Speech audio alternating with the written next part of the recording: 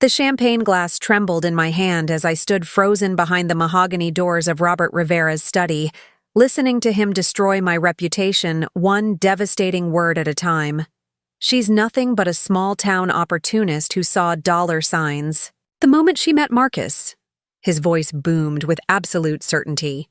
Before we jump back in, tell us where you're tuning in from, and if this story touches you, make sure you're subscribed, because tomorrow, I've saved something extra special for you. Mark my words, Patricia. That girl calculated every move. From day one. The sweet act, the shy smiles, even the way she dresses down to seem humble. It's all performance. The responding murmur of agreement from his wife made my stomach lurch. 3 years of trying to earn their respect. 3 years of biting my tongue through passive-aggressive comments and thinly veiled insults. And this was what they truly thought of me. But what came next would change everything between us forever. The rain drummed against the windows of the cozy coffee shop in downtown Portland, where I first met Marcus Rivera 2.5 years ago. I was hunched over my laptop, frantically working on a logo design for a local bakery, my third client that week. Freelance graphic design wasn't glamorous, but it paid the bills and gave me the freedom to work from anywhere. The coffee shop had become my second office, partly because their Wi-Fi was reliable, and partly because the background noise helped me focus. I'd grown up in Bozeman, Montana, where my father worked double shifts at the lumber mill and my mother cleaned houses. To make ends meet, they'd sacrificed everything to send me to community college, where I'd studied graphic design with dreams bigger than our small town could contain.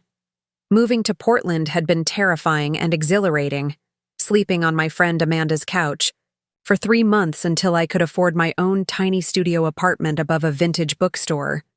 That rainy Tuesday, I was so absorbed in perfecting the curve of a croissant illustration that I didn't notice the tall, dark-haired man approaching my table until he spoke. "Excuse me." His voice was warm, slightly hesitant. "I don't mean to interrupt, but I couldn't help noticing your work. That design is incredible." I looked up to find the most genuine smile I'd ever seen, belonging to someone who seemed completely unaware of how striking he was. Marcus Rivera was everything I wasn't expecting to find in Portland. He was an architect working for a respected firm downtown, but there was nothing pretentious about him. He wore a simple button-down shirt with sleeves rolled up, revealing hands that were clearly familiar with both drafting pencils and actual construction work. When he asked if he could buy me coffee and talk about design, I almost said no. Dating hadn't been a priority when I was barely scraping together rent money each month. But something about his enthusiasm for my work, the way he leaned forward with genuine interest as I explained my creative process, made me forget about my usual reservations. We talked for 3 hours that day about art, architecture, dreams, and the challenges of building something meaningful in a competitive city. He listened when I spoke, asked thoughtful questions, and shared his own struggles with balancing artistic vision against commercial demands. Our first official date was at a food truck pod, splitting fish tacos and discussing our favorite buildings in the city. Marcus pointed out architectural details I'd never noticed, while I showed him how graphic design principles influenced everything from street signs to storefront layouts. He was impressed that I'd moved across the country with nothing but determination and a portfolio, calling it brave in a way that made me feel proud rather than foolish. For months, our relationship felt like the most natural thing in the world. Marcus would pick me up after work in his well-worn Honda Civic, and we'd explore hiking trails in the Columbia River Gorge or spend Sunday mornings wandering through art galleries. He lived modestly in a small apartment near his office, cooking dinner for us on weeknights and listening with genuine interest as I shared my latest client challenges. I fell in love with his kindness first, then his intelligence, and finally his unwavering support for my ambitions. When I landed my biggest contract designing marketing materials for a tech startup, Marcus celebrated like it was his own victory. When the project fell through due to the company's funding issues, leaving me short on rent, He quietly covered the difference without making me feel like a charity case. 6 months into our relationship, he mentioned his family owned a construction business, but he described it casually, like any other family occupation. "My dad started Rivera Construction 30 years ago," he'd said while we were painting my apartment walls. "It's grown quite a bit, but I've always been more interested in designing buildings than constructing them. Dad still hopes I'll join the family business someday." The way he spoke about his father carried a mixture of respect and gentle frustration that I recognized from my own relationship with my parents. They wanted the best for us, but couldn't always understand our choices. I assumed the Rivera family business was like most small construction companies, successful enough to support the family but nothing extravagant. My first clue that I'd misunderstood came when Marcus invited me to his childhood home for Sunday dinner. We drove through increasingly upscale neighborhoods until we reached a gated community in the West Hills. The Rivera estate sat on 3 acres overlooking the city, a stunning contemporary home that Marcus had actually helped design during his college internship with his father's architect. Robert Rivera was a man who commanded attention the moment he entered a room. Tall and broad-shouldered like his son, but with silver hair and eyes that seemed to evaluate everything they encountered. He owned the kind of presence that came from decades of running a successful business and making decisions that affected hundreds of employees. Patricia Rivera was elegant in a way that seemed effortless, but probably required considerable effort to maintain, with perfectly styled blonde hair and clothing that whispered expensive rather than shouting it. The house itself was a testament to impeccable taste and unlimited budget. Original artwork adorned the walls, and every piece of furniture looked like it belonged in a design magazine. The kitchen where Patricia prepared our meal was larger than my entire apartment, with professional-grade appliances and countertops that gleamed under carefully positioned lighting. During that first dinner, I felt their eyes studying me with the intensity of people accustomed to evaluating potential investments. Robert asked polite questions about my background, my education, my career aspirations. When I mentioned growing up in Montana and my parents' blue-collar jobs, I watched something shift in his expression, though his courtesy never wavered. Patricia inquired about my apartment, my neighborhood, my lifestyle with the kind of curiosity that felt more like an inventory than genuine interest. When I described my studio above the bookstore, she exchanged a look with her husband that I pretended not to notice. Preparing and narrating this story took us a lot of time, so if you are enjoying it, subscribe to our channel. It means a lot to us. Now back to the story. The conversation felt like an interview where I wasn't entirely sure what position I was applying for. Marcus seemed oblivious to the undercurrents, chatting easily with his parents about his current projects and asking about the construction company's latest contracts. I learned that Rivera Construction wasn't just successful, it was one of the most respected commercial builders in the Pacific Northwest, responsible for several prominent buildings in Portland's skyline. The evening wasn't unpleasant exactly, but I left feeling like I'd been found lacking in some indefinable way. Marcus walked me to my car, apologizing for his parents' formality. "They take time to warm up to new people," he assured me, kissing my forehead. "They'll love you once they get to know you better." Over the following months, I tried desperately to prove myself worthy of their son. I dressed more conservatively. For family gatherings, researched topics I thought might interest them, and volunteered to help with family events. When Patricia mentioned needing someone to design new marketing materials for a charity auction, I offered my services for free, spending weeks creating elegant invitations and promotional pieces. The work was some of my best, incorporating sophisticated elements that matched the event's upscale audience while maintaining readability and visual appeal. Patricia accepted the designs with polite thanks, but no real enthusiasm.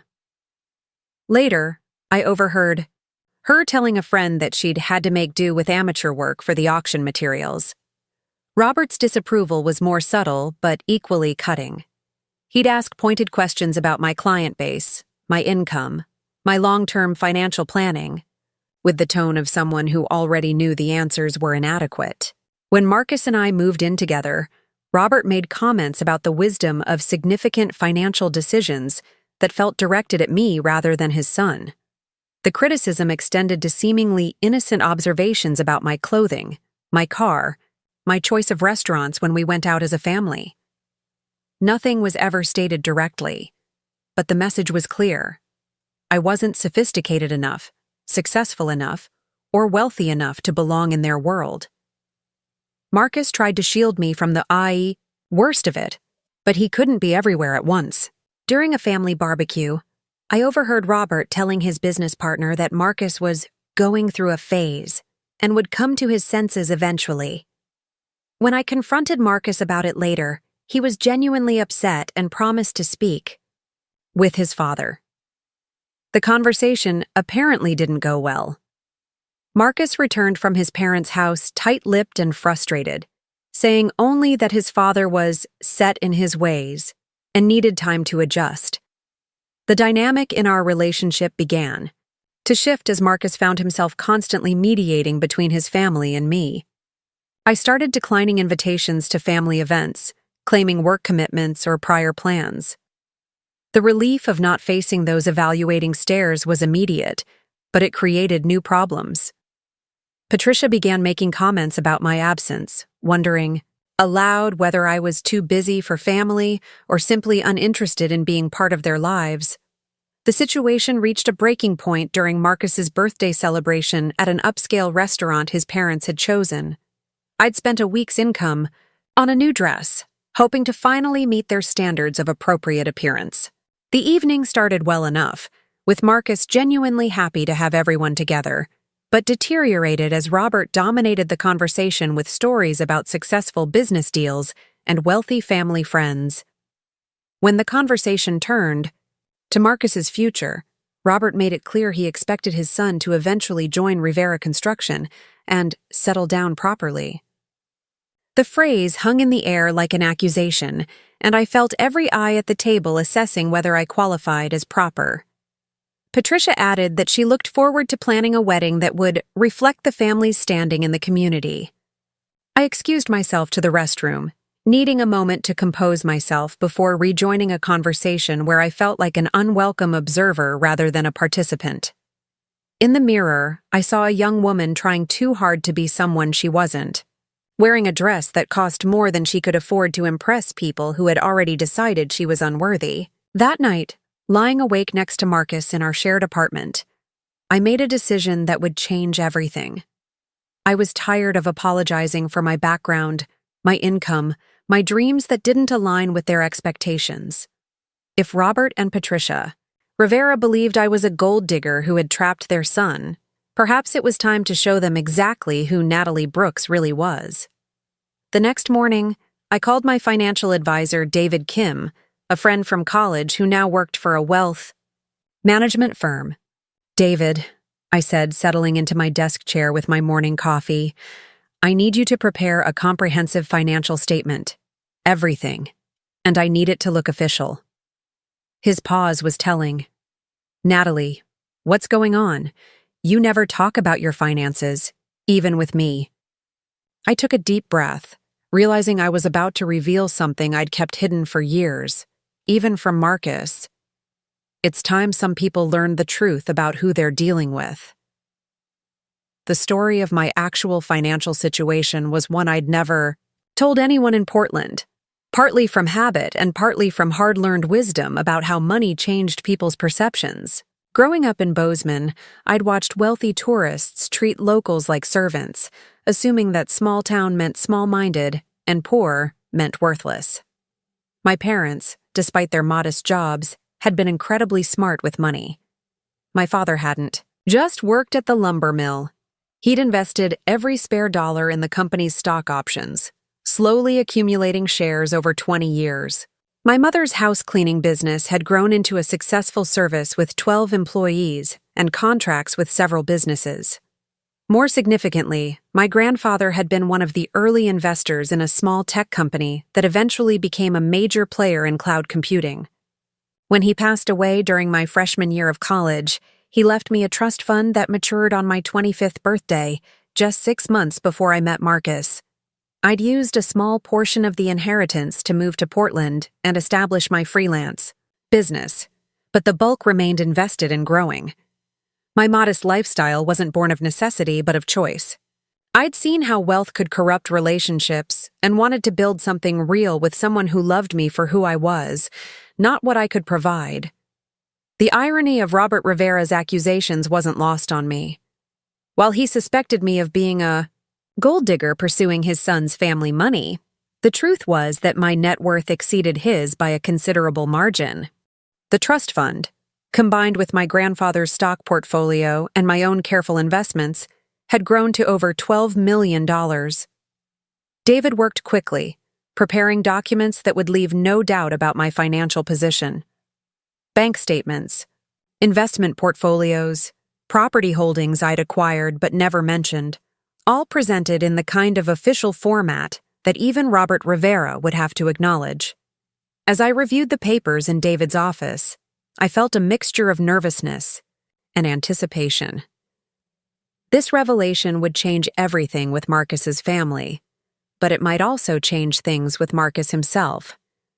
Would he be hurt that I'd hidden this part of my life? Would he question what else I hadn't told him? But living under the constant weight of Robert's disapproval, watching Marcus struggle to defend me against accusations that cut deeper each time, had become unbearable. If the truth disrupted our comfortable dynamic, perhaps that disruption was necessary. The opportunity to reveal everything came sooner than expected. Marcus called that afternoon, his voice tight with frustration. "My parents want to have dinner with us this weekend," he said. "Dad says there are things we need to discuss about our future together." I recognized the tone. This wasn't going to be a casual family meal. This was going to be a confrontation. Probably an ultimatum about our relationship and my suitability as a partner for their son. Robert had likely decided it was time to make his position clear, to force Marcus to choose between his family and me. "Of course," I replied, surprising Marcus with my immediate agreement. "I think it's time we all had an honest conversation." That evening, I sat at my kitchen table with David's financial documents spread before me, planning exactly how to handle what was coming.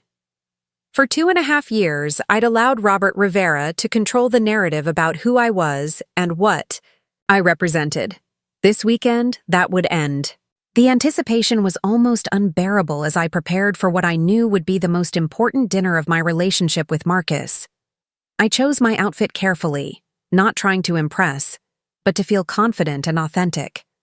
A simple black dress. That was elegant without being flashy, paired with the pearl earrings my grandmother had given me for my college graduation. Marcus picked me up Saturday evening, clearly nervous about whatever his father had planned. "Just remember," he said as we drove through the increasingly familiar, wealthy neighborhoods, "whatever happens tonight, I'm on your side. We're a team." His words warmed me, but I wondered if he'd still feel that way after learning how much I'd kept from him. As we pulled into the circular driveway of his family's estate, I touched the envelope in my purse containing the financial documents. That would change everything. Tonight, Robert Rivera would learn exactly who he'd been underestimating for the past 2.5 years. Tonight, the real Natalie Brooks would finally stand up. The Rivera family estate felt different that Saturday evening as Marcus and I walked up the stone pathway to the front door.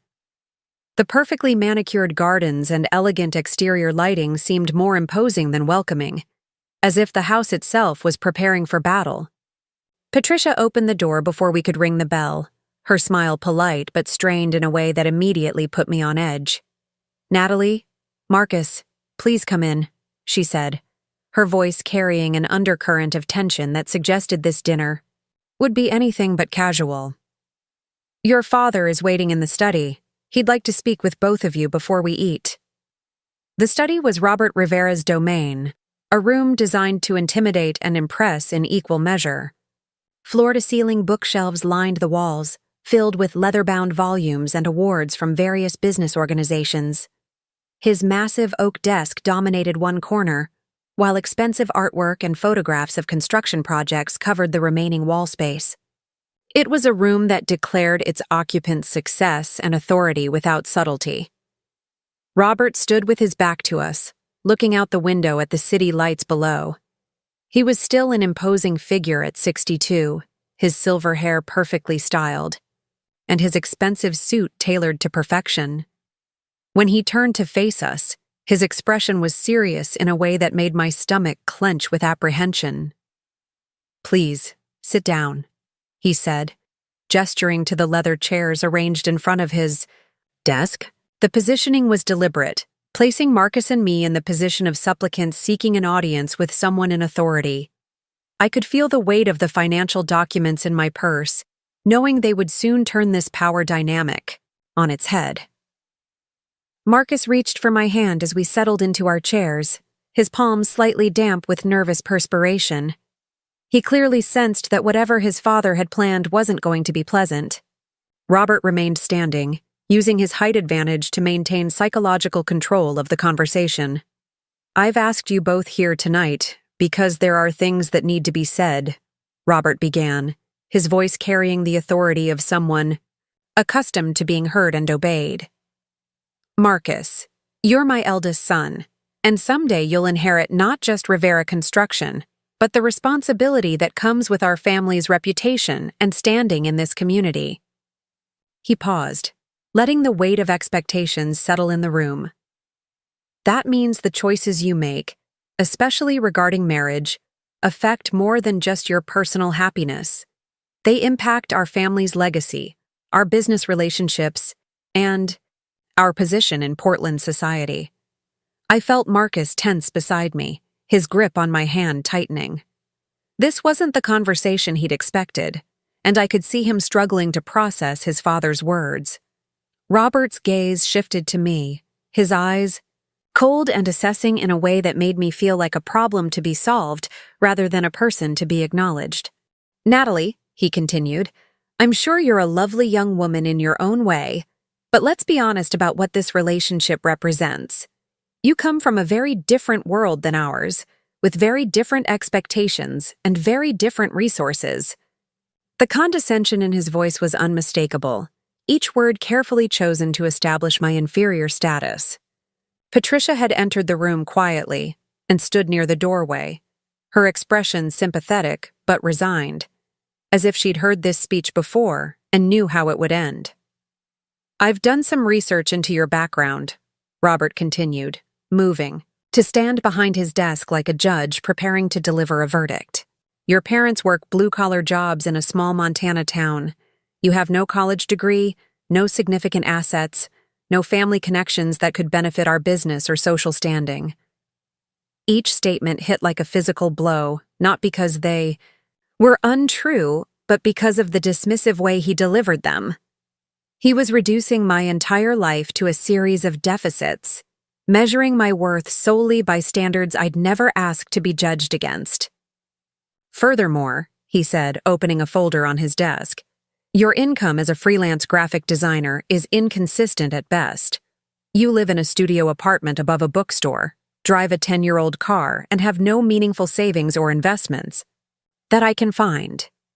Marcus started to stand, his face flushed with anger. "Dad, this is completely inappropriate. You have no right to investigate Natalie's private finances or judge her based on her family's background." Robert held up a hand, his expression stern. "Sit down, Marcus. I'm not finished." His voice carried the authority of a father who expected obedience, and Marcus reluctantly settled back into his chair, though his anger was palpable. "I understand that young people often mistake physical attraction for love," Robert continued, his tone becoming almost clinical in its detachment. "But marriage is a business partnership as much as an emotional commitment. It requires compatibility in values, goals, and yes, social and economic standing." He walked around the desk to stand directly in front of us, his presence dominating the room. "Natalie, I believe you're a genuinely caring person who makes my son happy in the short term. But I also believe you've recognized an opportunity to dramatically improve your circumstances by attaching yourself to our family." The accusation hung in the air like a toxic cloud. After years of subtle hints and veiled comments, Robert was finally saying what he'd always believed, that I was a gold digger who had manipulated his son for financial gain. "That's not true," I said quietly, finding my voice for the first time since entering the room.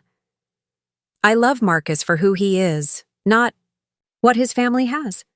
Robert's smile was patronizing, the expression of someone who believed they understood the world better than the naive young woman sitting before them. "I'm sure you've convinced yourself of that," he replied, "but let's examine the facts objectively." He returned to his desk and pulled out what appeared to be a timeline he'd prepared. "You met Marcus at a coffee shop where you were working on a laptop, clearly struggling financially. Within weeks, he was paying for your dinners, your entertainment, helping with your rent when clients didn't pay." Each point was accurate, but Robert's interpretation stripped away all context and genuine emotion. He was presenting our relationship as a calculated transaction rather than the organic connection it had been. "6 months later, you moved in together, eliminating your housing costs," he continued. "Marcus began covering utilities, groceries, and most of your shared expenses while you maintained the pretense of independence with your sporadic freelance work." Marcus was growing angrier by the moment, his jaw clenched so tightly I could see the muscle twitching. "Dad, you're completely mischaracterizing our relationship. Natalie and I share expenses based on what we can each afford. That's what couples do." "That's what couples with similar financial positions do," Robert corrected. "When one partner consistently contributes significantly more than the other, it creates an imbalance that ultimately breeds resentment and dependency." Patricia stepped forward, her expression sympathetic but equally misguided.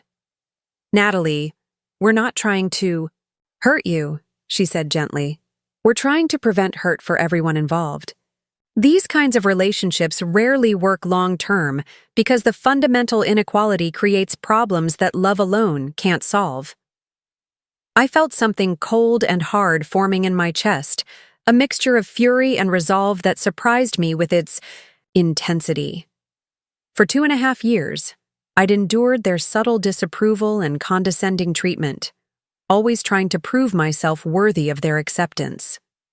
Now, faced with their direct attack on my character and motivations, something fundamental shifted inside me. "You're right about one thing," I said, my voice steadier than I felt. "There is a fundamental inequality in this room, but it's not what you think." Robert's eyebrows rose slightly, as if amused by my attempt to defend myself.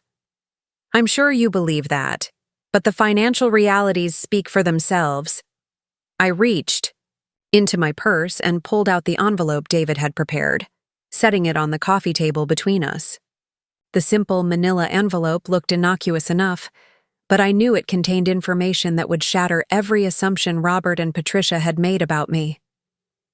"Since you've taken the liberty of investigating my finances," I said, my voice growing stronger with each word, "I thought you might be interested in seeing the complete picture." Marcus looked at me with confusion, clearly wondering what I was doing.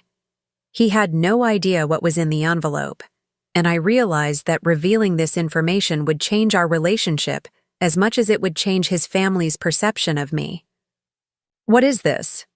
Robert asked, his tone suggesting he was humoring a child's attempt at misdirection. "Bank statements," I replied simply. "Investment portfolios, property holdings, a complete financial disclosure prepared by my wealth management advisor." The room went completely silent. Patricia's expression shifted from sympathetic condescension to uncertainty, while Robert's confident demeanor wavered slightly. Marcus was staring at me with growing bewilderment, clearly trying to process what I was implying. "Wealth management advisor?"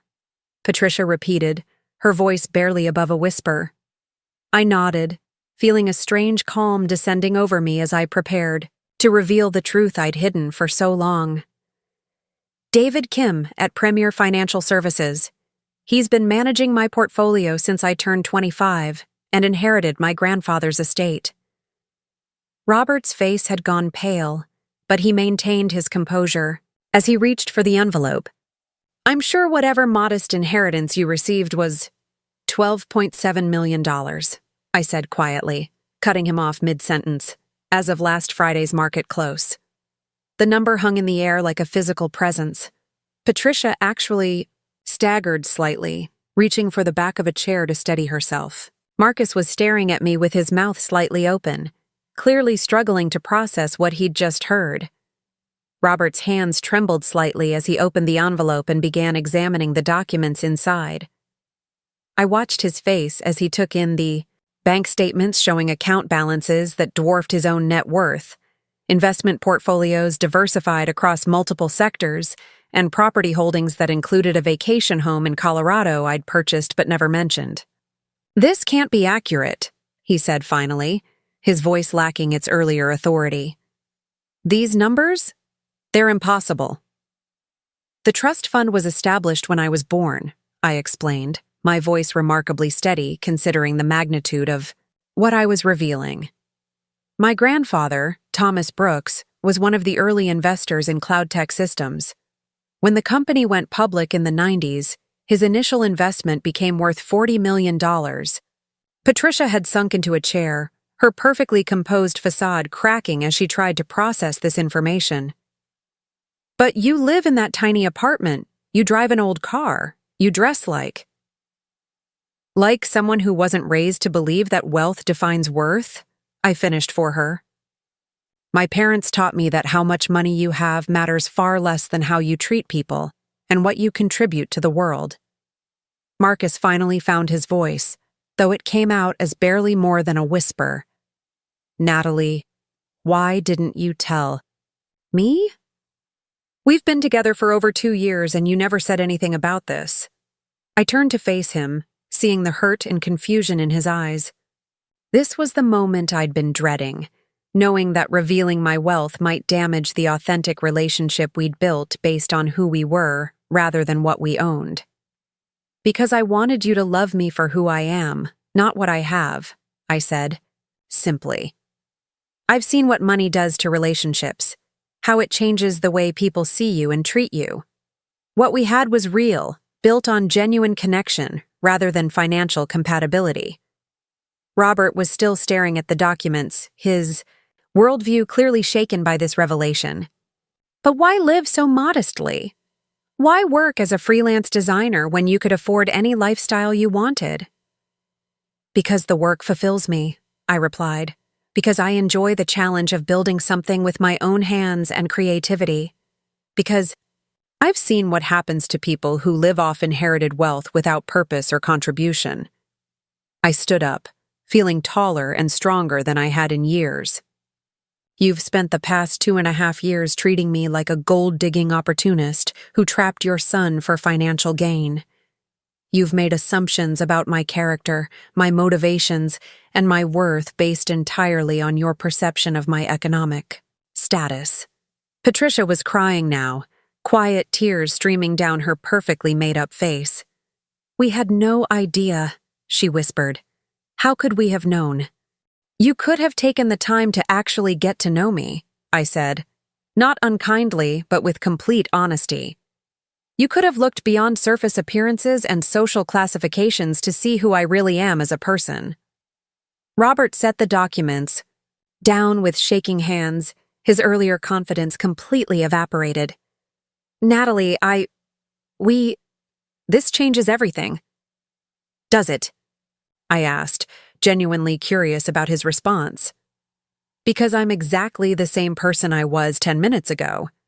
The only thing that's changed is your knowledge of my bank balance. If that changes how you see me, what does that say about your values? And priorities? Marcus reached for my hand, his expression a mixture of love, admiration, and lingering confusion. I can't believe you kept this secret for so long. Weren't you tempted to tell them when they were treating you badly? I squeezed, his hand grateful for the connection, but knowing we still had difficult conversations ahead of us. Every day, I admitted, but I wanted to prove that I belonged in your life because of who I am, not because of what I inherited. I wanted your parents to accept me based on my character, my love for you, and my contribution to your happiness. Robert was struggling to regain his composure, clearly grappling with the complete reversal of everything he'd believed about me. "The way we've treated you," he said slowly. "The things we've said and assumed. We owe you an enormous apology." "You owe me respect," I corrected gently. "The same respect you'd give to anyone dating your son, regardless of their financial status. An apology is a good start, but it doesn't undo years of condescension and judgment." Patricia wiped her eyes, smearing her mascara slightly. "We thought we were protecting Marcus from someone who might hurt him or take advantage of him. We never imagined that someone from a small town with working-class parents could be anything other than what you assumed," I finished. "That's the problem, Patricia. You never looked past your own prejudices and class-based assumptions to see who I really am." The room fell silent again as everyone processed the magnitude of what had just been revealed. Marcus was still holding my hand, but I could see him struggling with his own emotions about my secrecy. Robert was studying the financial documents again, as if looking at them repeatedly might help him understand how completely wrong he'd been about me. "There's something else you should know," I said, deciding that complete honesty was the only way forward. "The reason I finally decided to reveal this isn't because I want to prove my worth to you. It's because I'm tired of being treated poorly based on false assumptions." I looked directly at Robert, meeting his eyes with steady determination. "If Marcus and I get married, it won't be me moving up in the world financially. It will be him. But that's not why I love him, just as my money isn't why he loves me." The implications of what I was saying slowly dawned on everyone in the room. Not only was I not the gold digger they'd assumed, but I was actually the wealthier partner in the relationship. The power dynamic they'd believed existed was completely reversed.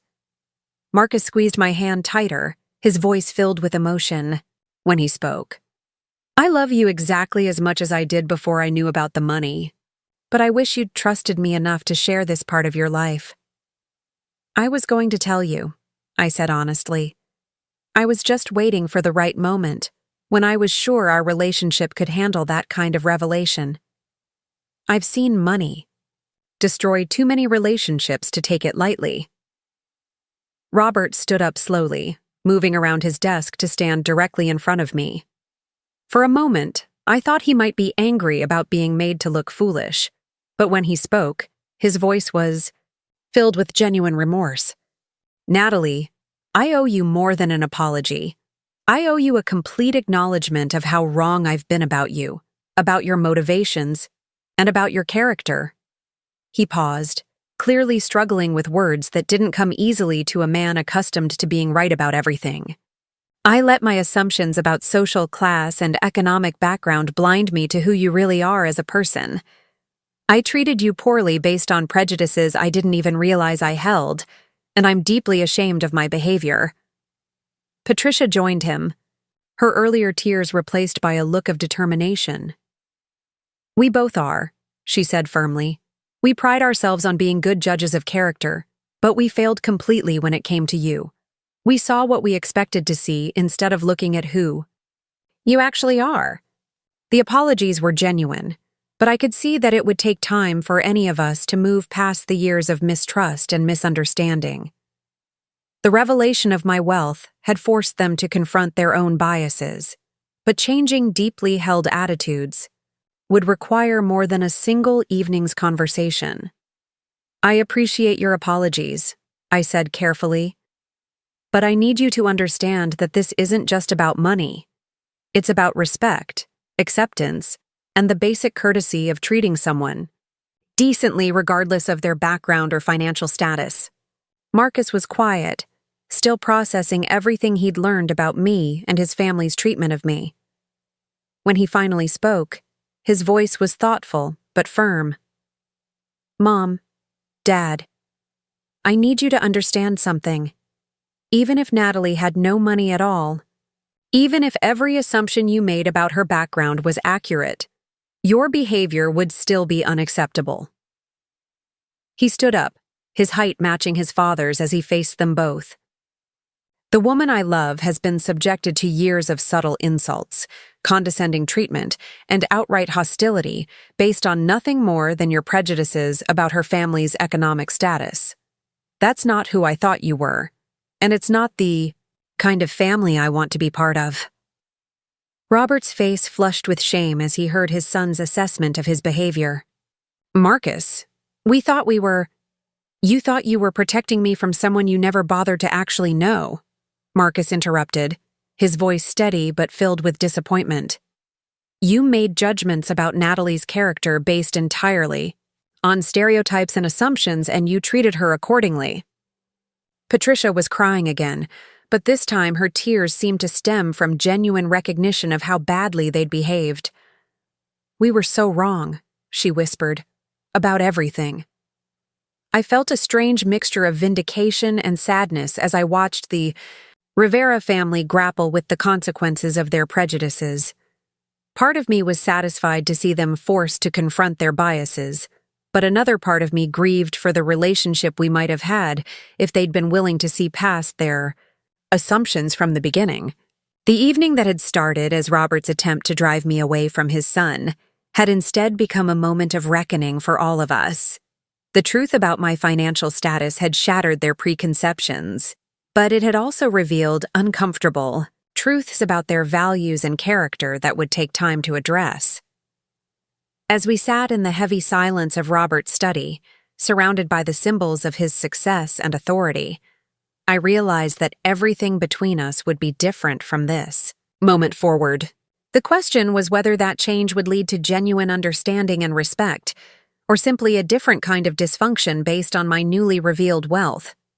The dinner that Patricia had prepared still waited in the dining room, but none of us seemed to have much appetite for food after the emotional intensity of what had just transpired. The evening had already accomplished more than any meal could, forcing long overdue conversations and revelations that would reshape all of our relationships going forward. The weeks following that explosive dinner at the Rivera estate passed in a strange, suspended animation. Marcus and I returned to our shared apartment that night in virtual silence, both of us processing the magnitude of what had been revealed and what it meant for our relationship moving forward. He didn't ask probing questions about my wealth, didn't demand explanations for why I'd hidden such a fundamental part of my identity for so long. Instead, he simply held me as we lay in bed, his arms wrapped around me as if he was afraid I might disappear into the night. The next morning brought an awkwardness I hadn't anticipated. Marcus moved around our small kitchen, preparing coffee with a careful politeness that felt foreign after years of comfortable intimacy. He was treating me like a stranger, or perhaps like someone he thought he knew, but was now discovering he didn't know at all. The easy banter that usually accompanied our morning routine was replaced by stilted conversation about mundane topics like the weather and his schedule for the day. We need to talk about this, I finally said, setting down my coffee cup and forcing him to meet my eyes. I can see you processing everything, and I know you must have questions about why I kept this from you. Marcus leaned against the counter, his expression thoughtful but guarded. I keep trying to reconcile the woman I fell in love with, who worried about rent money and celebrated landing small client contracts, with someone who has more money than my entire family combined. His words stung, though I understood his confusion. I'm the same person, Marcus. The money doesn't change who I am or how I feel about you. It never has. But it changes everything else, he replied, running his hands through his hair in a gesture I recognized as his way of dealing with stress. Every time I paid for dinner, every time I helped with bills, every time you let me believe I was taking care of you financially, you were essentially playing a role. The accusation hung between us like a physical barrier. I could see how my secrecy appeared from his perspective. how it might seem like deception or manipulation, even though that had never been my intention. I wasn't playing a role, I said carefully. I was being myself, just not sharing every detail of my financial situation. The woman who fell in love with you, who appreciated your kindness and generosity, who built this relationship with you, that's completely real. Marcus shook his head, his frustration evident. But you watched me struggle to afford things for us, watched me worry about money, watched my parents treat you like you were after our family's wealth, and you never said anything. How is that not deceptive? I had no easy answer for his questions because they touched on the very real complexity of my situation. How do you explain that you hid your wealth not out of malice but out of self-protection? How do you make someone understand that money has the power to corrupt relationships in ways that go far beyond simple materialism? I've seen what money does to relationships, I said finally. I've watched friends and family members treat me differently once they knew about my inheritance. Some became overly deferential, others became resentful, and still others saw me as a solution to their financial problems rather than as a person. I moved to stand closer to him, hoping physical proximity might help bridge the emotional distance that seemed to be growing between us. When I met you for the first time in years, I was just Natalie. Not wealthy Natalie or inheritance Natalie, just me. You fell in love with who I am, not what I have. And that was precious to me. Marcus's expression softened slightly, but I could see he was still struggling with the implications of my secrecy. I understand wanting to be loved for yourself. But Natalie, we've been talking about marriage. We've made plans together, discussed our future, and you let me believe we were in completely different financial positions. He was right, and his hurt was justified. In trying to protect our relationship from the complications that money can bring, I had created different complications through my secrecy. The irony wasn't lost on me that my attempt to preserve authenticity had introduced an element of deception into our most intimate relationship. I was going to tell you, I said, knowing how inadequate the explanation sounded. I was waiting for the right moment when I was confident that our relationship was strong enough to handle that kind of revelation. And when exactly would that have been? Marcus asked, his voice carrying an edge of sarcasm I'd rarely heard from him. After we were married? After we had children? How long were you planning to maintain this fiction? The word fiction hit me like a physical blow because it suggested that he saw our entire relationship as built on false premises. It wasn't fiction, Marcus. My feelings for you, our connection, everything we've built together, that's all completely real. He turned away from me, staring out the kitchen window at the busy street below. I keep thinking about all the times you let me pay for things, all the conversations about budgeting and being careful with money, all the moments when you could have told me the truth but chose not to. I could hear the pain in his voice, the sense of betrayal that came not from malicious deception, but from the discovery that someone you love has been withholding a fundamental aspect of their identity. It was exactly the kind of complication I'd hoped to avoid by keeping my wealth secret, but here it was anyway, threatening to destroy the very thing I'd been trying to protect. Marcus, please look at me, I said, waiting until he turned around to continue. I made a mistake by not telling you sooner. I can see how hurtful my secrecy has been, and I'm sorry for that. But I need you to understand that everything else about our relationship, everything that matters, has been completely honest. He studied my face for a long moment, and I could see the internal battle between his hurt at my deception and his love for the person he thought he knew. I need some time to process this, he said finally. Not just the money, but what it means that you felt you couldn't trust me with the truth. The word trust cut deep because it highlighted the fundamental irony of my situation. In trying to protect our relationship from the complications that money can bring, I had introduced the far more damaging complication of broken trust. My attempt to preserve authenticity had created its own form of deception. Over the following days, Marcus threw himself into his work with an intensity that felt like avoidance. He left early each morning and returned late each evening, maintaining polite conversation but avoiding the deeper discussions we needed to have. I gave him space while struggling with my own conflicted emotions about how to repair the damage my secrecy had caused. During this tense period, Amanda called to check in, sensing something was wrong from my subdued tone during our recent conversations. When I explained what had happened with Marcus's family and the revelation of my wealth, her response was immediate and fierce. "Wait, let me understand this correctly," she said, her voice rising with indignation. "His parents spent years treating you like garbage because they thought you were poor, and now he's upset with you because you're actually rich. What kind of backwards logic is that?" Her perspective, coming from someone who had known me before, I had money in after, helped clarify some of my own confusion about the situation. "It's not that simple, Amanda. He feels like I deceived him by not sharing something so fundamental about my life. But you're the same person you've always been," she argued. "You've never acted entitled or spoiled. You've never used money to solve problems or buy people's affection. If anything, you've been almost pathologically committed to living authentically despite your wealth." Her words resonated because they reflected my own understanding of my choices, but I could also see Marcus's perspective.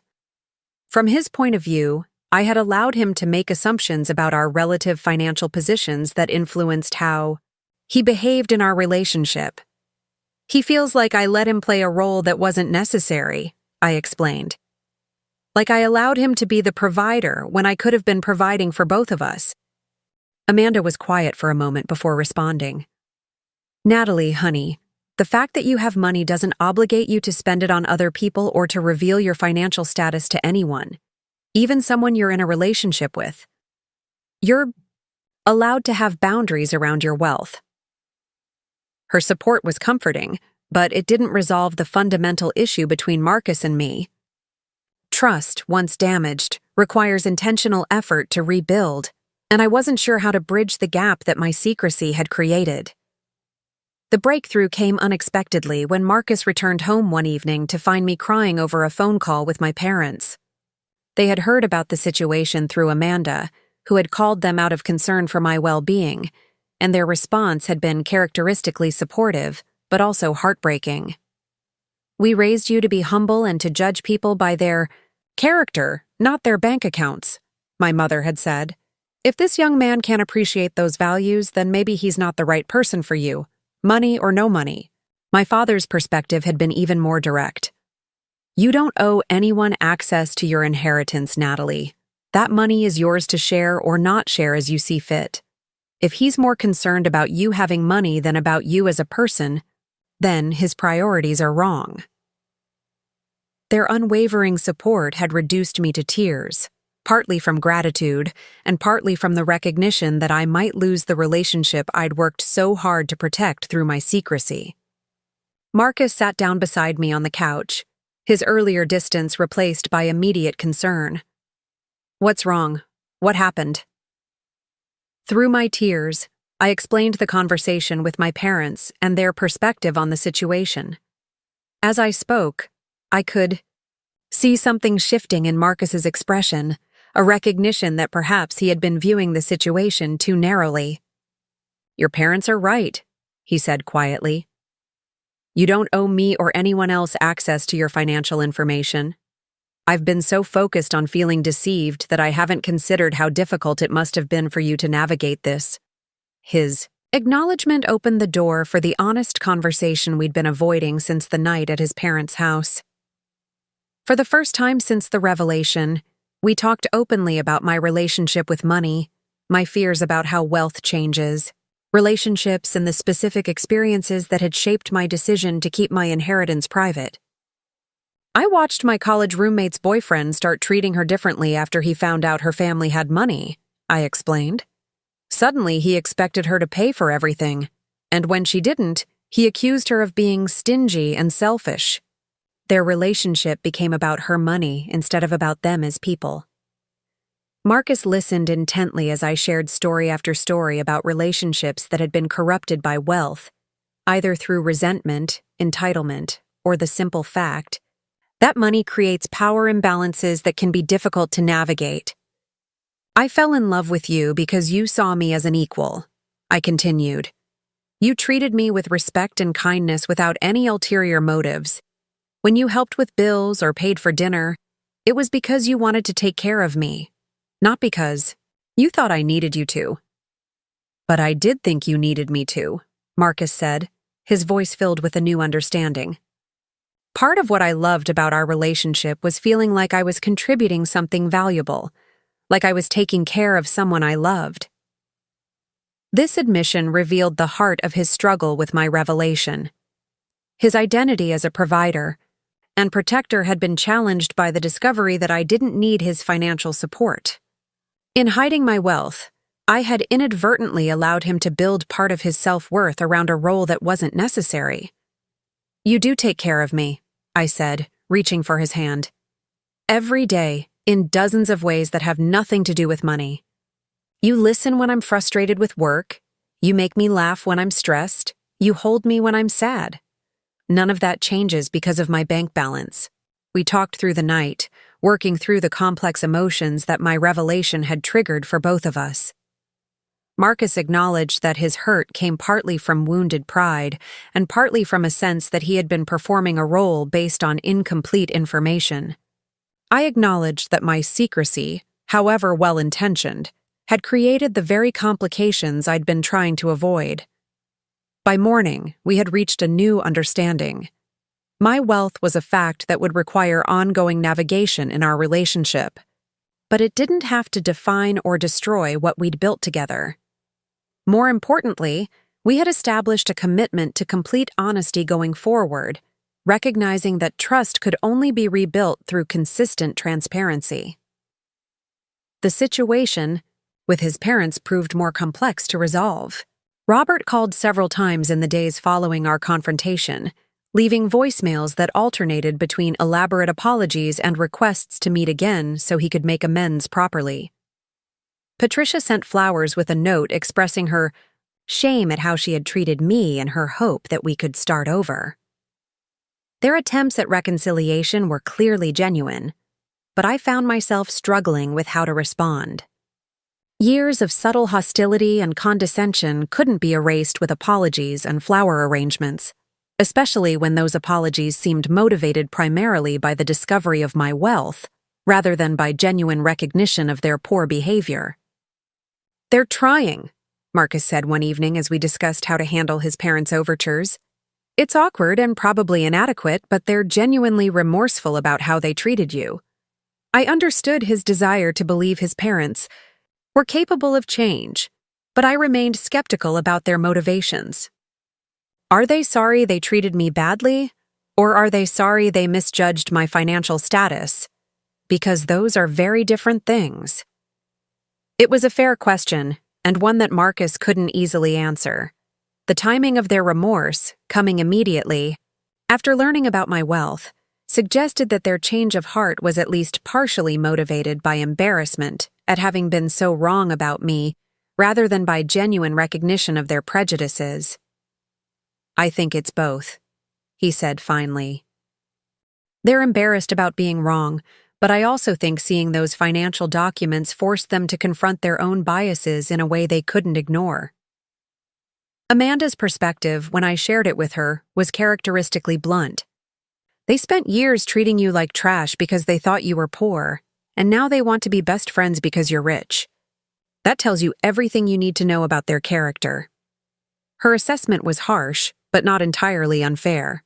The Rivera family's dramatic change in attitude toward me suggested that their acceptance was contingent on my financial status, rather than on who I was as a person. That kind of conditional respect felt hollow and unsustainable. Marcus arranged a dinner at a neutral restaurant where we could meet with his parents in a less emotionally charged environment than their home. I agreed reluctantly, partly out of love for Marcus and partly out of curiosity about whether Robert and Patricia were capable of genuine change. The evening was awkward from the moment we sat down. Robert and Patricia were clearly nervous, treating me with an exaggerated courtesy that felt almost as uncomfortable as their previous hostility. They asked careful questions about my background and my family with the kind of respectful interest they should have shown from the beginning. "We want you to know how deeply sorry we are," Patricia said over appetizers, her voice sincere but stilted. "We made assumptions about you that were completely unfair and unfounded, and we treated you accordingly. There's no excuse for our behavior." Robert nodded emphatically, his earlier confidence replaced by obvious discomfort. "We pride ourselves on being good judges of character, but we failed completely when it came to you. We let our preconceptions blind us to who you really are." Their apologies were more elaborate than necessary, which paradoxically made them feel less genuine. I found myself longing for the straightforward hostility of their previous treatment, which had at least been honest about their feelings, rather than this performative remorse that seemed calculated to repair their relationship with their son. "I appreciate your apologies," I said carefully, "but I need you to understand that this isn't just about me. Your behavior revealed attitudes about class and social status that affect how you treat all kinds of people." The observation made both of them uncomfortable, which suggested that they hadn't fully processed the implications of their prejudices beyond how they affected me specifically. They were sorry for misjudging me, but they hadn't necessarily examined the underlying biases that had led to that misjudgment. Marcus tried to facilitate a meaningful conversation, but the dinner remained stilted and artificial. His parents were trying too hard to demonstrate their changed attitudes, while I struggled to move past years of accumulated resentment and mistrust. By the end of the evening, it was clear that rebuilding our relationship would require much more than a single apologetic dinner. The drive home was quiet, both Marcus and I processing the awkwardness of the evening and what it meant for our future as a family unit. His parents' attempts at reconciliation were genuine, but incomplete, addressing the symptoms of their prejudice without fully examining its roots. "They're trying," Marcus said again, but this time his voice carried less conviction than before. "Yes, they are," I agreed. "But trying and succeeding are different things, and I'm not sure they understand what successful reconciliation would actually require." The truth was that Robert and Patricia's dramatic change in behavior towards me, while preferable to their previous hostility, felt almost as problematic in its own way. Their acceptance was contingent on my wealth, rather than on genuine respect for me as a person, which meant it was fundamentally unstable and conditional. As we pulled into our apartment complex, I realized that the revelation of my wealth had solved one problem while creating several others. The immediate crisis with Marcus's family had been resolved, but the underlying issues of trust, authenticity, and conditional acceptance would require much more time and effort to address. The question now was whether any of us had the patience and commitment necessary to do that work, or whether the damage caused by years of mistrust and months of secrecy was too extensive to repair. Only time would tell if the truth about my financial status had set us free or simply created new forms of bondage. The morning after our awkward dinner with his parents, Marcus left for work with a distant expression that had become all too familiar over the past month.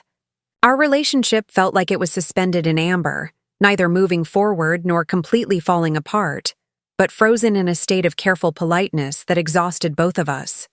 I found myself missing the easy intimacy we'd shared before money became a complicating factor in our lives. I decided to take a drive to clear my head, ending up at the Columbia River Gorge, where Marcus and I had hiked on one of our first dates.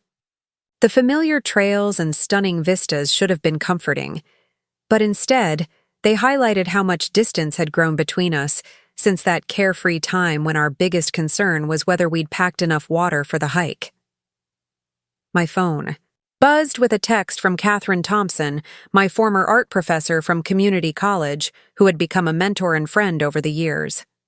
She was visiting Portland for a gallery opening and wanted to meet for lunch.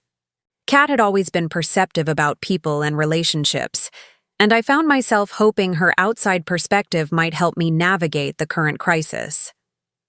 We met at a small bistro in the Pearl District, and Kat's warm embrace immediately made me feel less alone with my complicated emotions.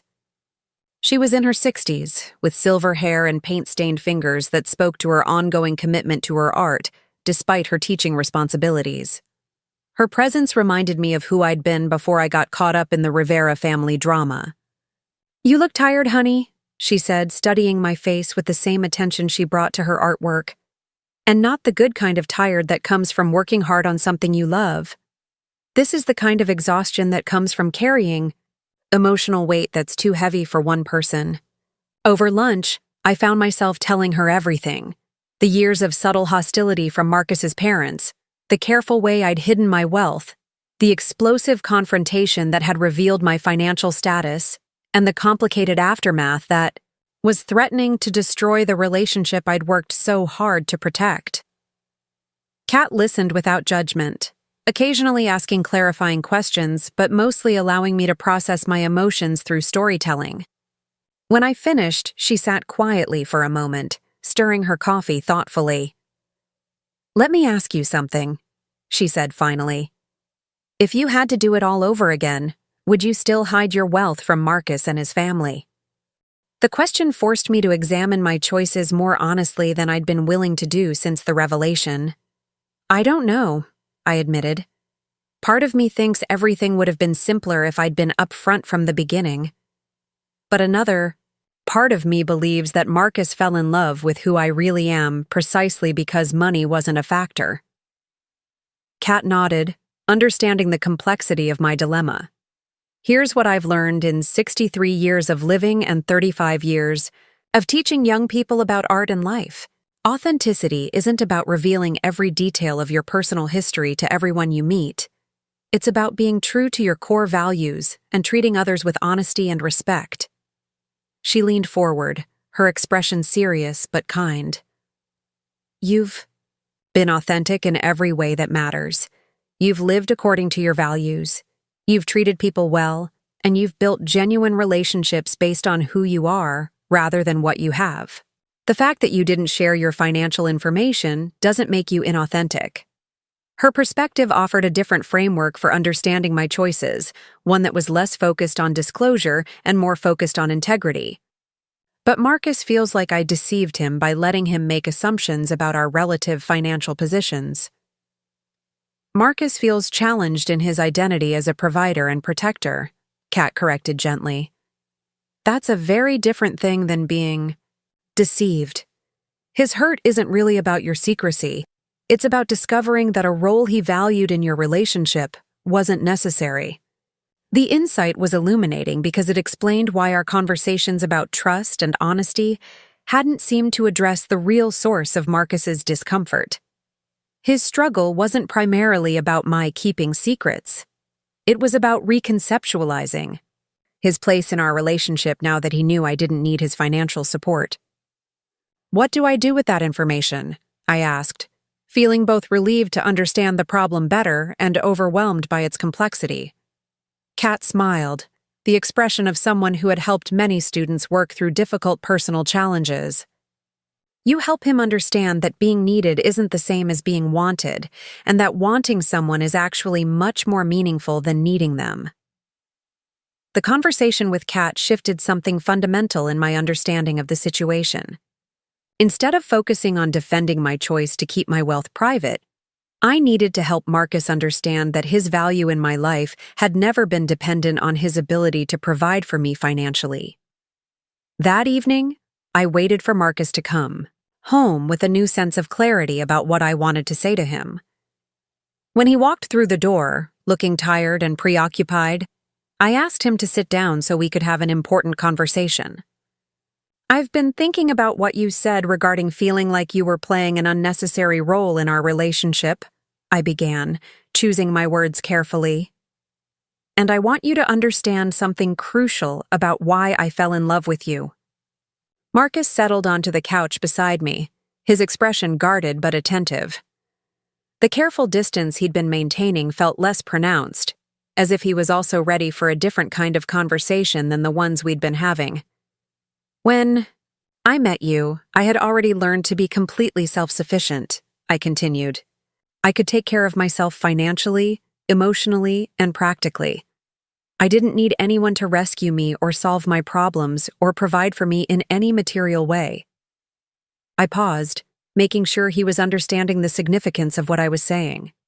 That means that everything you've done for me, every kindness and gesture of care, has been because I wanted you in my life, not because I needed you there. Marcus's expression began to shift as he processed the implications of my words. I never thought about it that way, he said quietly. Marcus, when you paid for dinner or helped with bills, it wasn't because I couldn't afford those things, myself. It was because I loved you and enjoyed letting you take care of me in those ways. When you worried about my financial security, it wasn't because I was actually insecure, but because your concern showed how much you cared about my well-being. I reached for his hand, relieved when he didn't pull away. Every generous thing you've done for me has been a choice, not an obligation. And that makes it infinitely more meaningful than if I had actually needed your help. The conversation marked a turning point in our relationship. Marcus began to understand that my financial independence didn't diminish his importance in my life, and I began to appreciate how my secrecy had unintentionally undermined his sense of purpose in our partnership. Over the following weeks, we worked together to rebuild trust and establish new patterns of communication. Marcus started sharing more about his own relationship with money and class, revealing insecurities about measuring up to his successful father that I hadn't fully understood before. I've always felt like I needed to prove myself worthy of the Rivera name, he admitted one evening as we walked through our neighborhood. Joining Dad's construction business felt like taking the easy path, so I chose architecture to make my own way. But part of me has always worried that I'm not successful enough, not accomplished enough. His vulnerability helped me understand why my wealth had been so threatening to his self-concept. In his mind, his value as a partner was tied to his ability to provide and protect, and discovering that I didn't need either created an identity crisis that went far beyond our relationship. Success isn't about accumulating wealth or status, I said, echoing conversations I'd had with my parents about finding meaning beyond material achievements. It's about using your talents to contribute something meaningful to the world and building relationships based on genuine care and respect. We spent hours talking about our individual values and goals, discovering areas of alignment we hadn't fully explored during the years when financial considerations seemed straightforward. Marcus's passion for sustainable architecture aligned perfectly with my interest in supporting environmental causes through philanthropy. His desire to create beautiful, functional spaces complemented my appreciation for art and design. As our key relationship began to heal, the situation with his parents remained complicated. Robert called regularly, alternating between awkward attempts at friendly conversation and obvious efforts to learn more about my financial situation. His newfound interest in my opinions and experiences felt performative rather than genuine. Patricia took a different approach, inviting me to lunch with her friends and proudly introducing me as her son's accomplished girlfriend. The complete reversal from her previous behavior was jarring, and I found myself missing the honesty of her former disapproval. "They're overcompensating," Amanda observed when I described their changed behavior during one of our regular phone calls. "They feel guilty about how they treated you, but they haven't actually examined why they treated you that way in the first place." Her assessment aligned with my own observations. Robert and Patricia's apologies focused on their mistake, in judging my financial status, rather than on their underlying prejudices about class and social worth. They were sorry for being wrong about me specifically, but they hadn't necessarily changed their attitudes about people in general. The test of their sincerity came unexpectedly when Marcus's younger brother James brought his new girlfriend to a family dinner. Sarah was a kindergarten teacher from a working-class background, and I watched with interest to see how Robert and Patricia would treat someone who actually fit the profile they had initially assumed applied to me. The dinner was held at the Rivera estate, and I observed the family dynamics with new awareness of their significance. Sarah was polite and respectful, clearly nervous about meeting her boyfriend's family, and I could see myself in her eager attempts to make a good impression. Robert's questions to Sarah were similar to the ones he had initially asked me, but his tone carried the same subtle condescension I remembered from my early interactions with the family. When Sarah mentioned her parents' occupations and her own student loan debt, I saw Patricia exchange a look with Robert that was all too familiar. "Sarah seems lovely," Patricia said to me quietly during a lull in the conversation. "But I do worry about James getting serious with someone who isn't quite ready for our lifestyle." The comment revealed that their prejudices hadn't changed at all. They had simply made an exception for me based on my financial status. Their acceptance remained conditional and superficial, extending only to those who met their economic criteria for social acceptability. Marcus noticed the interaction as well, and his expression grew troubled as he observed his parents treating Sarah with the same dismissive courtesy they had once shown me. When we left that evening, he was quiet and thoughtful in a way that suggested he was processing uncomfortable realizations about his family's character. "They haven't changed at all, have they?" he said as we drove home through the familiar wealthy neighborhoods surrounding his parents' estate. "Not fundamentally." I agreed. "They've changed how they treat me, but not why they treated me poorly in the first place." The recognition was painful for Marcus, who had hoped that his parents' apologies represented genuine growth rather than situational adjustment. Seeing them dismiss Sarah for the same reasons they had initially dismissed me forced him to confront the reality of their prejudices. "I can't keep making excuses for them," he said, his voice heavy with disappointment. "I've been telling myself that they were just protective of me, that they would come around once they got to know you better. But they never tried to get to know you, and they're not trying to get to know Sarah either." This realization marked another important shift in our relationship. Marcus began to separate his love for his parents from his acceptance of their behavior, creating boundaries that protected our relationship from their ongoing prejudices. We started declining some family invitations and limiting our exposure to situations where Robert and Patricia's attitudes created tension. Marcus also began speaking up more directly when his parents made dismissive comments about people from different economic backgrounds. "I won't be part of conversations that judge people based on their bank accounts or family backgrounds," he told them during one particularly uncomfortable family gathering. "If you can't treat people with basic respect, regardless of their financial status, then we won't be joining you for these events." His willingness to confront his parents on their behavior was both validating and attractive. For the first time since our relationship began, I felt like Marcus was choosing me over his family's approval, standing up for principles that mattered more than maintaining family harmony. The changes in our relationship extended beyond dealing with his parents' prejudices. Marcus began participating more actively in discussions about how to use my wealth in meaningful ways, contributing his architectural expertise to conversations about philanthropic projects and sustainable development initiatives.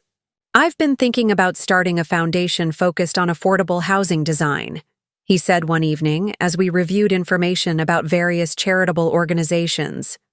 "There's such a need for beautiful, functional housing that people with modest incomes can actually afford." His idea excited me because it represented a way to combine his professional skills with my financial resources to address a genuine social need.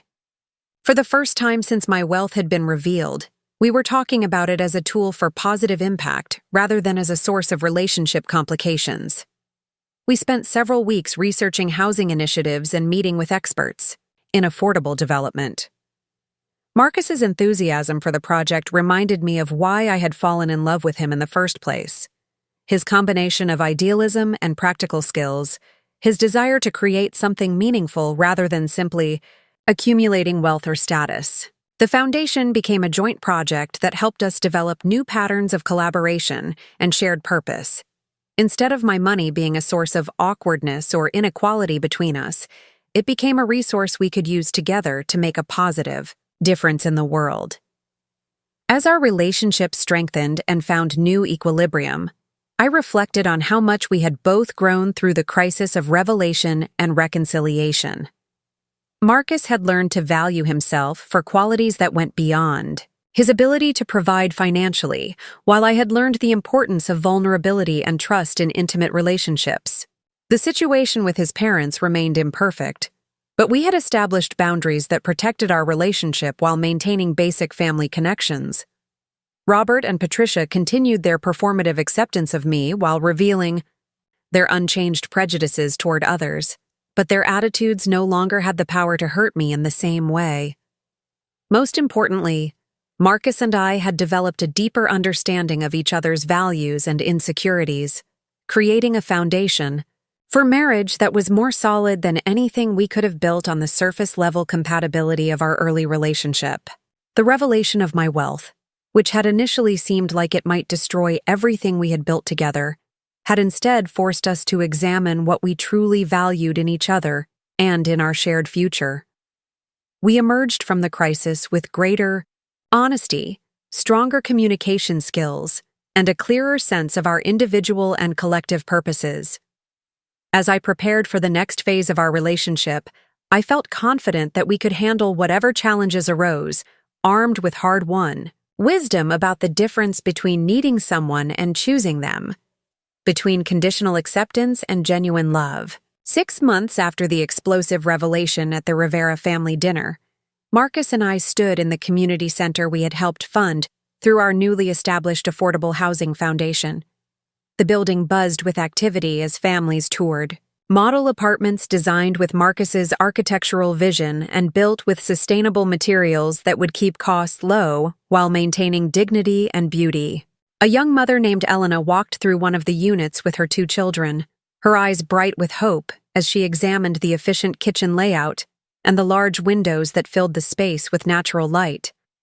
"My kids could each have their own room," she murmured to the housing counselor, her voice filled with wonder at the possibility of stability her family had been seeking for years.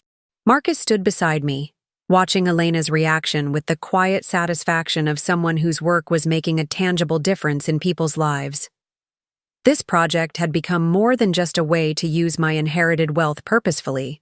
It had become the foundation for a partnership that neither of us could have imagined when we first met in that Portland coffee shop.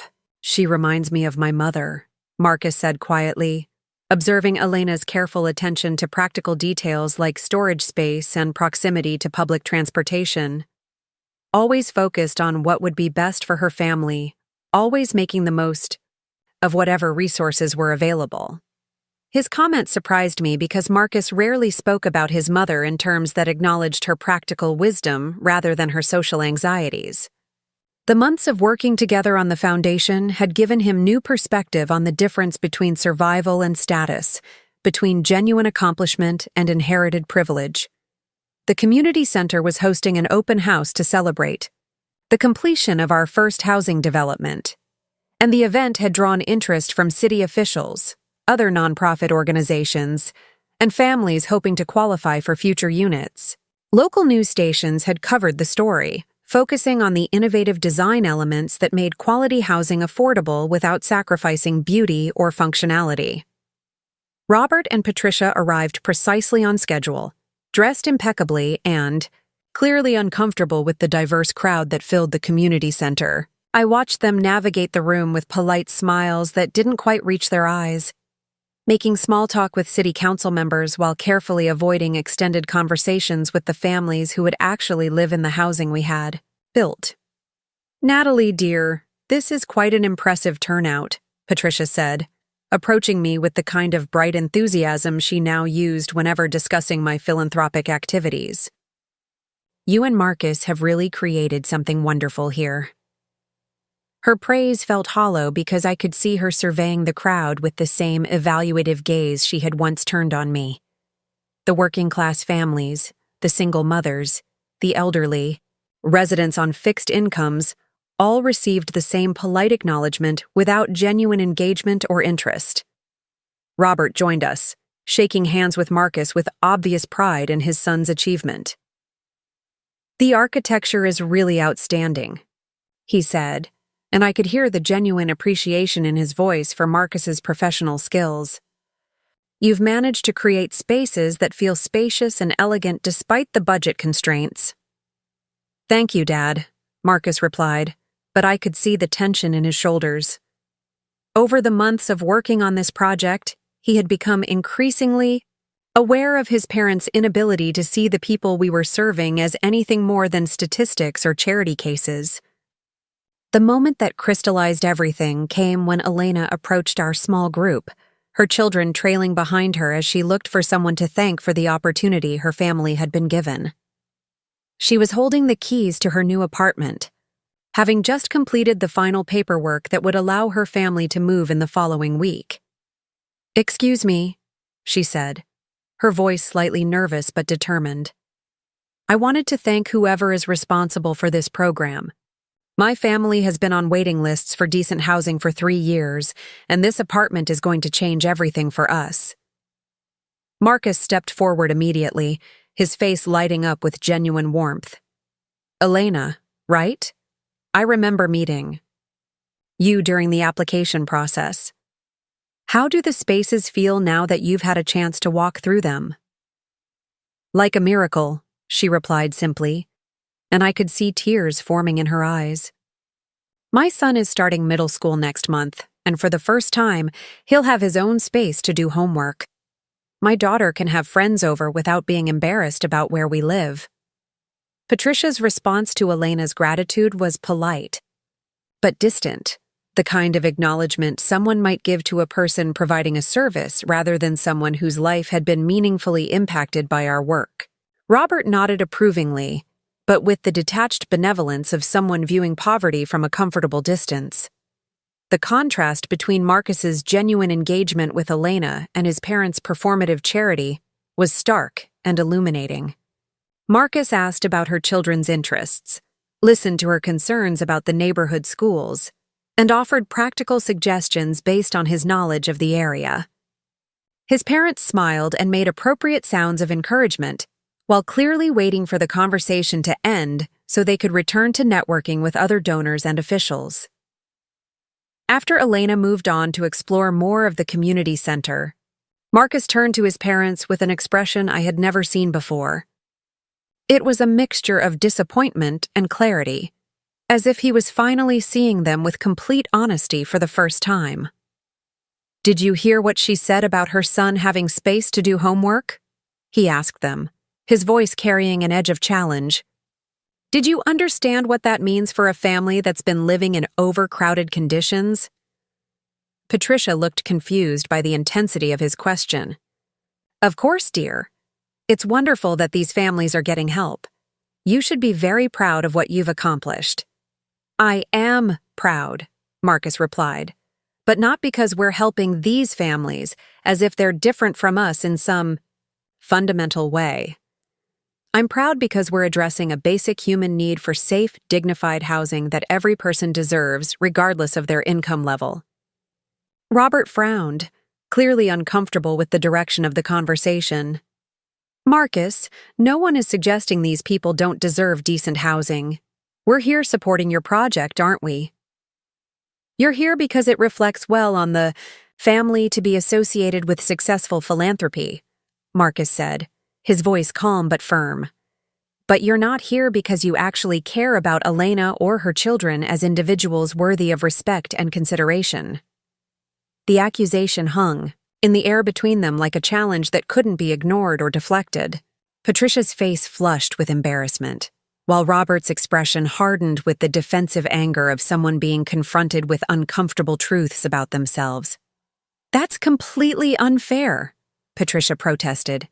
"We've always taught you to care about people less fortunate than ourselves. We've donated to charities. We've supported community causes."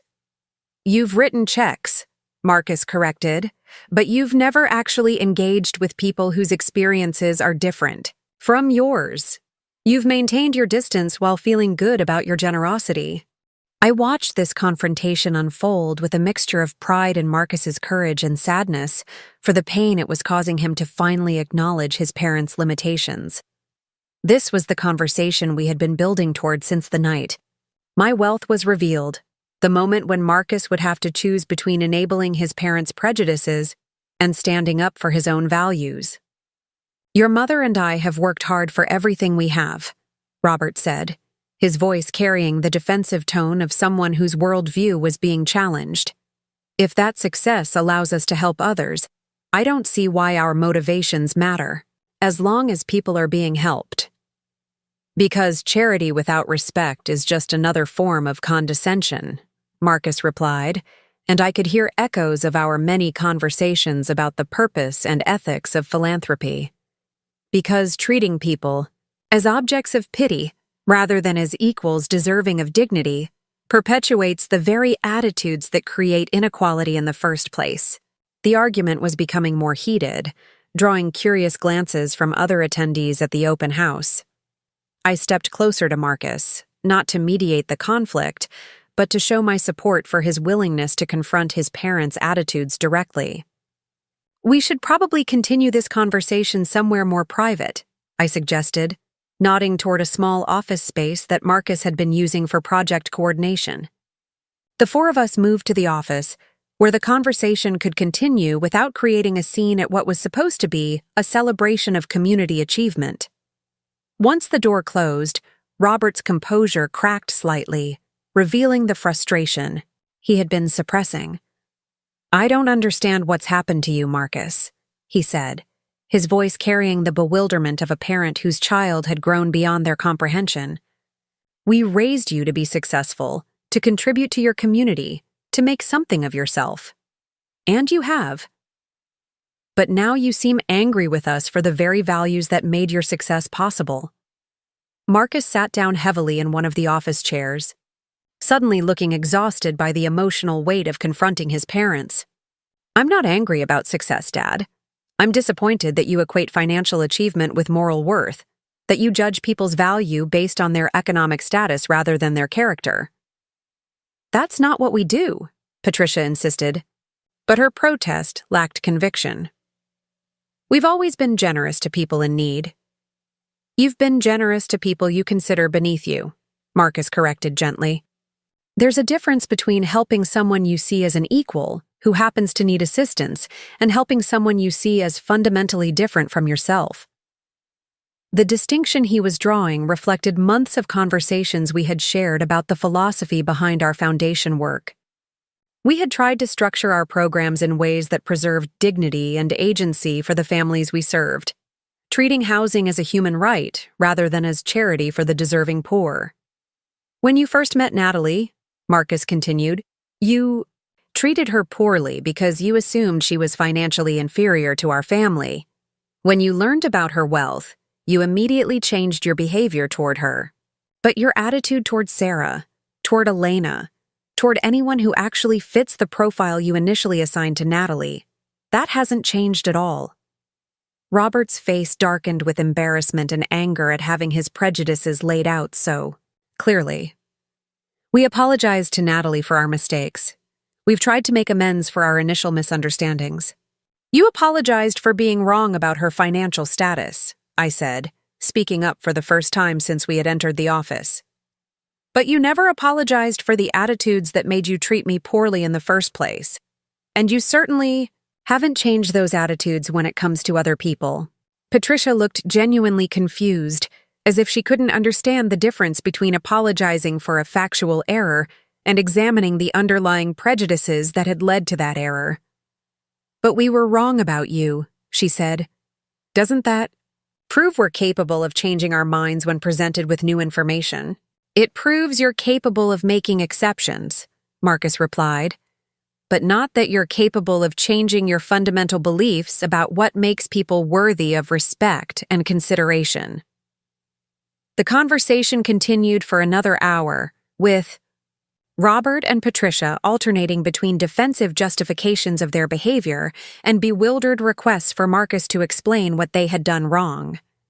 Their inability to see beyond their own perspective, to understand how their attitudes affected others, became more apparent with each exchange. Eventually, Marcus stood up with the finality of someone who had reached a difficult decision. "I love you both, and I'll always be grateful for the opportunities you've given me. But I can't continue to pretend that I don't see how you treat people you consider beneath your social status." "What does that mean?" Patricia asked, her voice small and uncertain. "It means that Natalie and I will be limiting our participation in family events where we're expected to watch you treat people with condescension and judgment," Marcus said firmly. "It means we won't be bringing our children, when we have them, to gatherings where they'll learn that a person's worth is determined by their bank account." The reference to future children seemed to hit Robert and Patricia harder than anything else Marcus had said. The possibility that they might have limited access to their grandchildren because of their attitudes towards social class forced them to confront the real consequences of their prejudices. "Marcus, please," Patricia said, tears forming in her eyes. "We never intended to hurt anyone. We just wanted what was best for you." "I know you did," Marcus replied, his voice gentler but still firm. "But your definition of what's best was based on maintaining social status rather than developing character. And that's not the foundation I want for my own family." We left the office and rejoined the open house celebration, but the energy between Marcus and his parents had fundamentally shifted. They stayed for another hour, making polite conversation with other attendees but clearly processing the implications of their son's ultimatum. As the evening wound down and families began to leave with information packets and application forms for future housing developments, Marcus and I found ourselves alone in the community center with Elena and her children. Her son was playing with a tablet in the corner while her daughter showed us drawings she had made of how she planned to decorate her new bedroom. "This is what it's all about," Marcus said quietly, watching Elena's daughter explain her artistic vision with the serious concentration of a professional interior designer, creating opportunities for people to build the lives they want for themselves and their families. Elena overheard his comment and approached us with a smile that transformed her entire face. "You know what the best part is?" she said. "It's not just the apartment, though that's wonderful. It's feeling like someone believed we deserved something beautiful." Her words captured exactly what we had been trying to explain to Robert and Patricia. The foundation's impact wasn't just about providing affordable housing. It was about affirming the dignity and worth of every family we served. As we drove home that night, Marcus was quiet, but not in the tense, conflicted way that had characterized his silences during the months following my revelation. This was the contemplative quiet of someone who had made a difficult but necessary decision and was at peace with the consequences. "Do you think I was too hard on them?" he asked as we stopped at a red light near our apartment. "I think you were honest with them," I replied. "Maybe for the first time in your adult life." He reached over and took my hand, his thumb tracing circles on my palm in a gesture that had become familiar during our months of rebuilding trust and intimacy. "I couldn't have done this without you," he said. "Not just the foundation, but learning to see my parents clearly, learning to stand up for what I believe in." "You could have," I said, squeezing his hand. "But I'm glad you didn't have to." The following months brought the changes Marcus had promised. We declined invitations to family gatherings where Robert and Patricia's attitudes created tension. Instead, building relationships with Marcus's extended family members who shared our values about treating people with dignity, regardless of their economic circumstances.